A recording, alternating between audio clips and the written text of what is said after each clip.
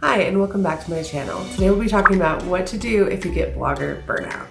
If we're meeting for the first time, my name is Stephanie Craig. I'm a full-time travel blogger. I'm also a travel blogging mentor, and I'm suffering from a little bit of a cold, if you can't tell by my voice. Today we're going to talk about blogger burnout and 7 things you can do to help you overcome it. So, blogger burnout, this is not travel blogger burnout. So I don't mean like you're just traveling so much and you're trying to get so much content. That's a topic for a whole different video, and that is something that happens to travel bloggers, and it is important for us to talk about. But blogger burnout is when the actual like blogging, internet, social media side of things just becomes overwhelming and too much. And I honestly don't have a single friend that I know of who is a full-time travel blogger who doesn't have this happen to them occasionally. Now, I have found in my own career that about once a year, I just get completely overwhelmed and I end up not wanting to do any work. And for 1 or 2 months, I become really unproductive. And of course, for my income in my business, it would be so great if I could push through that and be as productive as normal. But, mental health wise, that's usually not possible. So what I found is there are 7 things that I can do when this happens to me that I want to share with you. And hopefully if you find yourself with blogger burnout, you can turn to one of these things. Now, number 1, take a hard look at what you have going on financially and deadline wise. So sometimes burnout happens because you have a particular project that you have to push through because you have a deadline. And as much as that sucks, you have to just push through it because you have a hard deadline and possibly a contract, or if you don't get the work in by a certain date, you'll miss the income. So not, as much as I'd love to say the first step is just to take a break. For many people, this is a business and our livelihood. And honestly, the first step can't be taking a break unless you are fine. And so the first thing you have to do is take a look and see, are you going to be fine if you take a break?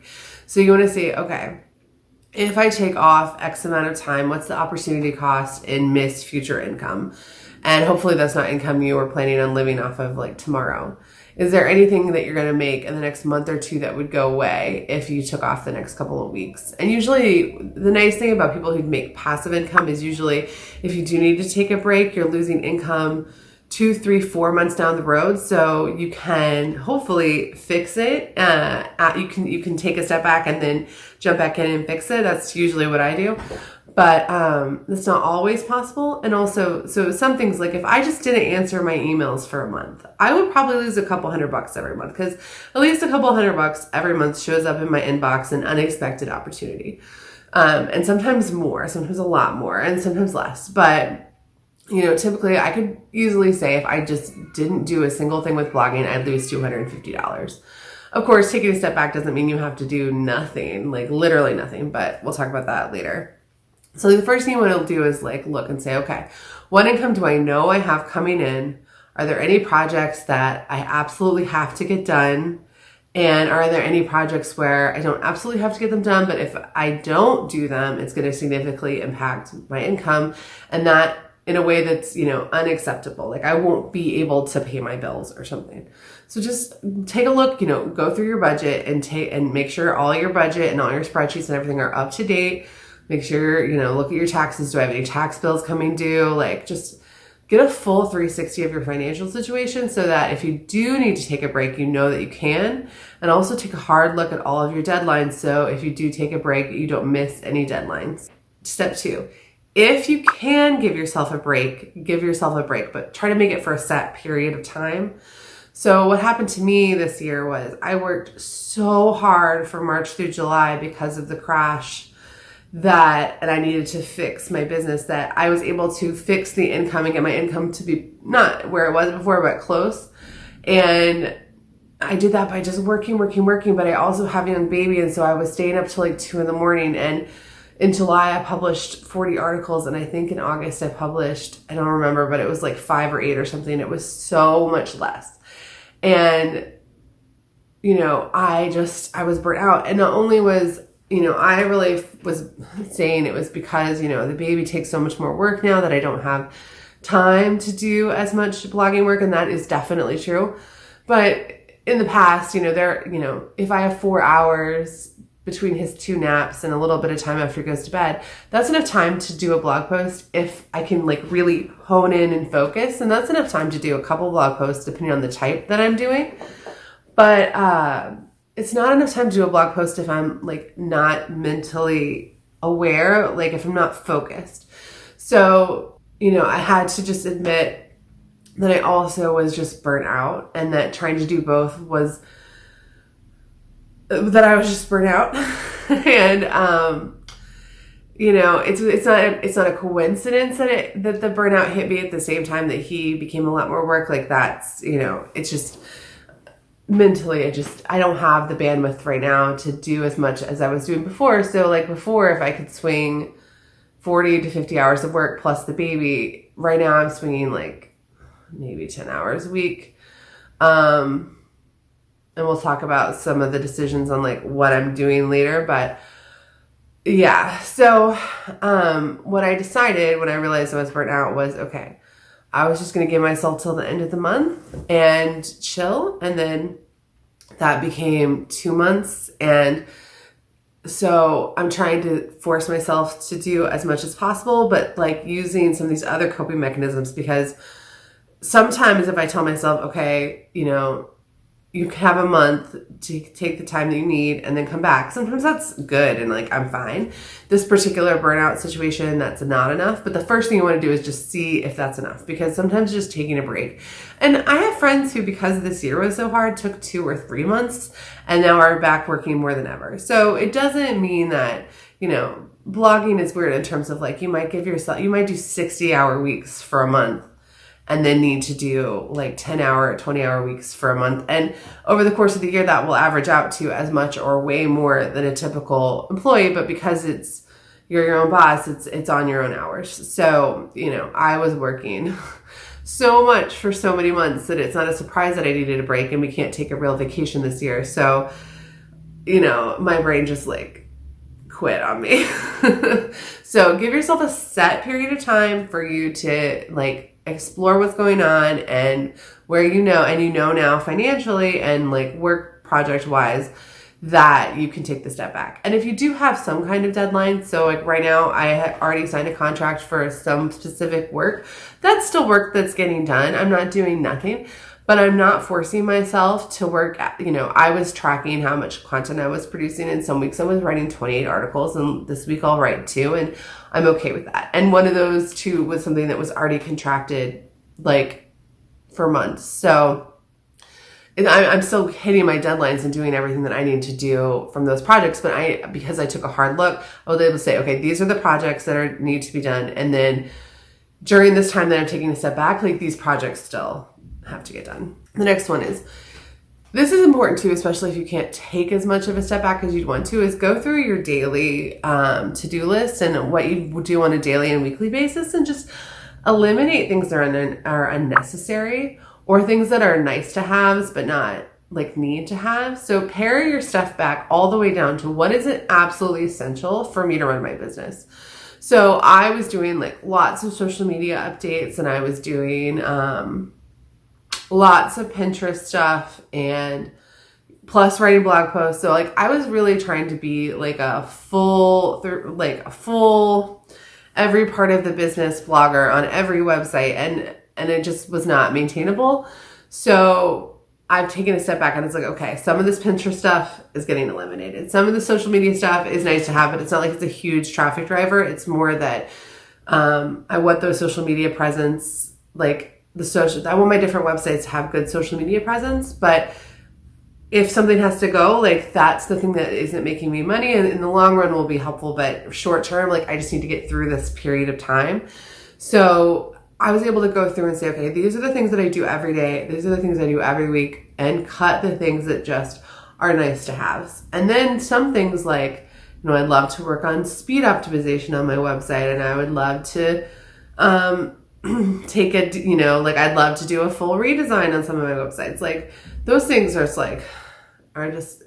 doesn't make any sense for me to focus on any of those things right now when I can barely get through an article. So I'm paring back to only essential topics. Like only essential items are getting done.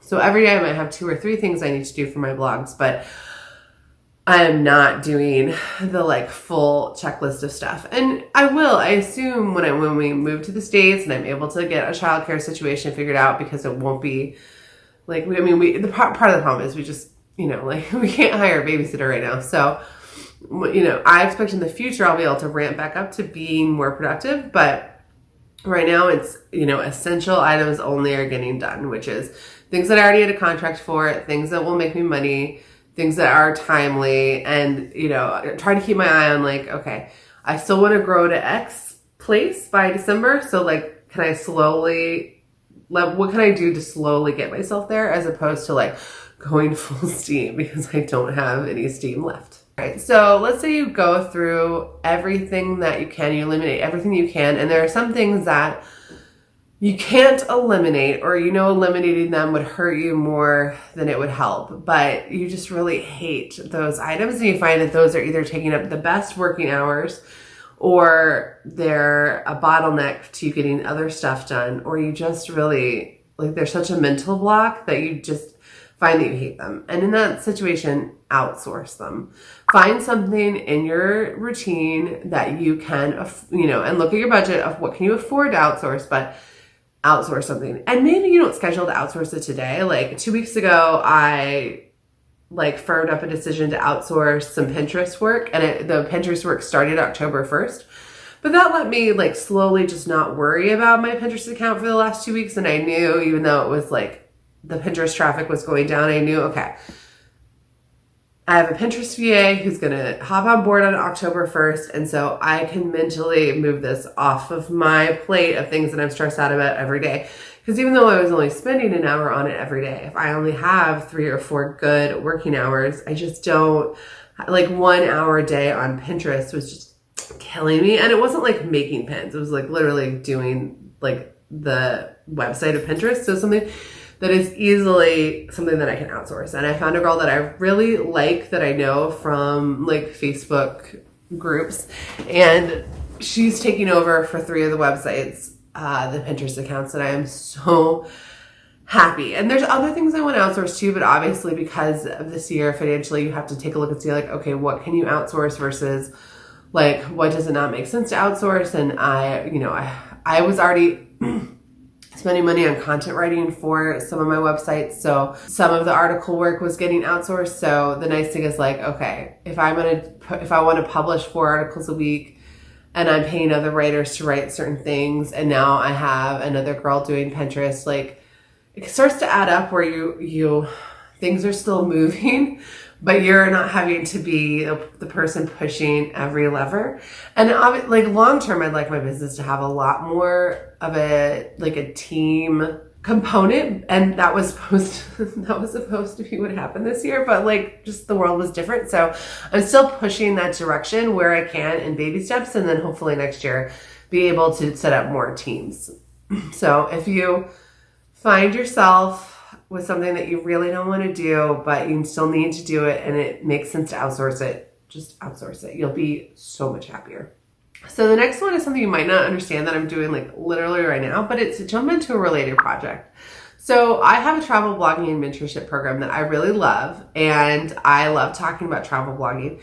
And even though I'm having a hard time physically forcing myself to get on the computer and type, I still have a lot of thoughts and things to say. And so I'm finding it easier right now to jump on and record a podcast or record a video, something where I can speak for 20 or 30 minutes, than to sit down and write for 2 hours. So I started this YouTube channel partially because I was burnt out from blogging, but still love blogging and know that it's my career, and I'm going to be very excited about it again. But 2 days a week, I get showered, which is not something all bloggers do. I shower and put on makeup, and I record a couple videos, and it's been really nice. So I get to think about blogging and be productive and produce content but it doesn't feel to me like I'm forcing myself to push through the burnout. Instead, it feels like I'm doing something new and different. Think of a project that you've always wanted to do that you thought okay, well, it doesn't really make sense for me to do that because it's not going to make a lot of money, or it's related to my blog, but it's not exactly my blog, and just jump in and see if you like it. And if you like it, great. So I'm planning on keeping this as a part of my blogging career now forever, right? Like 2 times a week for 30 to 40 minutes, get on and talk. Right now I'm editing the videos and that takes me about 90 minutes. But once the channel starts making money, or once overall my business rises, I'll probably outsource the editing. But right now it's like, okay, I can't focus on blogging, but I can focus on this, and this is still related, and this is still helping me build a blogging profile, and this is still like forcing me to think through things, which is making me a better blogger. One of the things I found out after doing mentoring for a year was that mentoring people on their blogs really helped me hone in on what I loved about my blog and make better, faster decisions on my blog.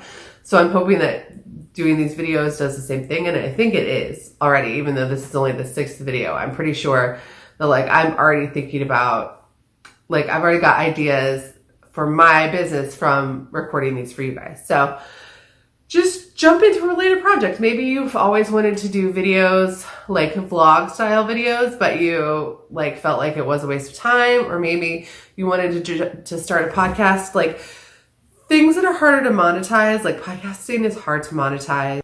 Video isn't super hard to monetize eventually, but I feel like has a much longer lead time than blogging. Like things like that where maybe you felt like, okay, it didn't make sense before, but now it makes sense. Like maybe just go live on your Facebook channel every day for 30 days and just see if you like it. Just do something that still is furthering your business, even if it's in a small way. Like even if it's just upping your social presence, or it's, you know, only going to make 10 cents, but like something that you're excited to do. Like I'm genuinely excited to record this video today. Whereas if I was on my computer right now, I would be struggling.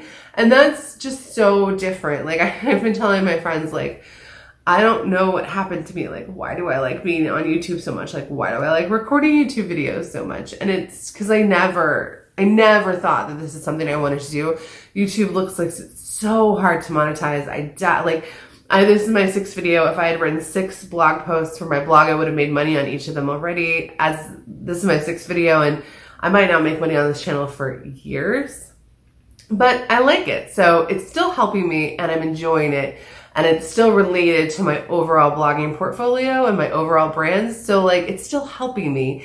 It might not be the single most beneficial decision that I could make, but it's the one that makes the most sense in the context of my brain is just not, like I am burnt out from typing out articles. So I need to do something else. And this is helping me do that. This one topic is related, but it's slightly different. Like jump into your creative side, like reconnect with something about you that is creative. Almost nobody who is a content creator, and bloggers are usually content creators unless they completely outsource the writing. A lot of us get into this to do creative pursuits, but then we find that the things that make us money that we need to do to like keep it going are more formulaic than necessarily the creative side of it. And you can push too far into the formulaic side where you lose sight of the creative. So what I've personally been doing during this time is I put my camera up for sale. Like I want to get a vlogging camera for this channel, and also because I want to do vlogs for when we move back home. And I put my camera up for sale, and then it hit me like, wait a minute, am I really going to be the kind of person who doesn't own like a nice DSLR? Like obviously if I were buying a camera today, I might go mirrorless, but like, you know, I bought my first Nikon I bought in 2007. My first DSLR was a D40. And if you know anything about Nikons, that is crazy old. But my current Nikon is a D810, which is, I bought it 4 years ago and it's like an outdated model, but it's a nice camera. It doesn't do video very well, so it's not the camera that I need the most right now. But am I really going to sell, like, because my phone takes such good pictures, but it doesn't have the same satisfaction as like a photo walk when you do a photo walk with your phone. So I put it up for sale, and then I kind of had a panic attack that I like just couldn't get rid of it. And then that made me want to dive in and take better pictures. And so I've been watching Lightroom tutorials, watching like Peter McKinnon's vlogs, which are really inspiring, and Catherine Manning's vlogs, which I really am enjoying because it's kind of like, okay, giving me ideas for future projects, but also like just allowing me to reconnect with the part of me that loves photography. And I know eventually I'll reconnect with the part of me that loves writing, but now is not the time. But the side of me that loves photography and wants to make pretty videos and do beautiful photos, like my photography isn't like that level, but it makes me happy. And so I need to not give it up. And so reconnecting with that side of it has been really good. Like, oh yeah, when I get back home, I don't want to just go visit a place to write about it. I want to take the time to make beautiful photos and videos of those places, because that is fulfilling to me, even if I don't need to as much. Even if the photography side of travel blogging isn't as important if you're not like a specifically travel photographer. But it's making me remember one of the things that I really loved about this industry that I have lost a little bit. And so that's been really wholesome for me and will help me going forward. So, you know, I will take better photos. I will edit better photos going forward. And therefore my blogs and pins will be up leveled, but also just like I will feel more satisfied about the work, which is really important. That leads me to my next point, which is up level a skill. If you find that you just mentally, you can't focus on blogging, like why not try to work on a skill that is related to your blogging business so you can get better. So when it is time to like jump back in, you're mentally there. So for me, like working on this on my Lightroom skills and working on my Final Cut Pro skills has been really helpful, because even though I'm only doing things right now that don't seem like they're super, you know, they're not going to make me money tomorrow. Like long run, me being better in Lightroom and me being a better videographer is helpful for my overall business. And hopefully later I'll be, you know, outsourcing a lot of the video editing, but I still need to take the video shots. And so thinking about those things and watching YouTube videos and learning the YouTube platform and learning, you know, all of these things, it's not blogging, but it's content creation, and it will help me overall. And so it may not be like, you know, you go learn a computer program or something, or maybe you take a Pinterest course. It may not be like, okay, well, this is going to help me specifically do this, but it's just helping your overall profile. And right now, while my brain doesn't like is fighting me when I need to write, it's excited to watch videos learning Lightroom things. It's excited to learn about the YouTube platform. And so those skills will carry me into the future. Even if they didn't exactly have a place in my business before this burnout, like my business is changing and evolving. And now I know the next time I burn out, okay, well, maybe I can pivot and do focus on one of these things instead. If you like this video, please give it a thumbs up. It really does help people find the channel, and the channel is new, so anybody that can find it is great. If you have a question about travel blogging, you want me to make a video on it, leave it in the comments. I'd be happy to make a video on any of your questions. And then please hit subscribe and the notification bell for 2 travel blogging videos a week. I cover travel blogging tips and tricks, monetization, and how-tos. And thanks so much for watching.